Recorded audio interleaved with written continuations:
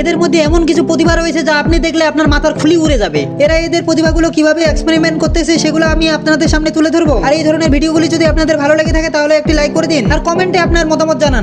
Please আমাকে ক্ষমা করে দাও। আমাদের সামনে চলে এসে গেছে চমলক্কর নৃত্যশিল্পী। এরকম নৃত্য যদি আপনি আপনার বাপের জন্মে দেখে থাকেন তাহলে কমেন্টে লিখে দিন। প্লিজ আমাকে ক্ষমা করে দাও। আর ইনি মনে হয় বাংলাদেশে জায়েদ খানের মতো ডিগবাজি দিতে এসেছেন। আসলে এটাকে ডিগবাজি বলা হয় নাকি উল্টোবাজি বলা হয়? আপনার মতামত কমেন্টে লিখে দিন।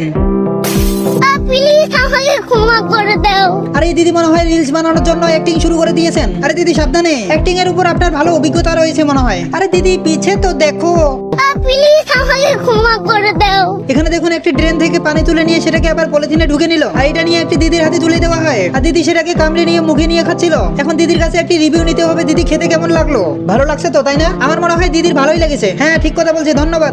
প্লিজ আমাকে ক্ষমা করে দাও।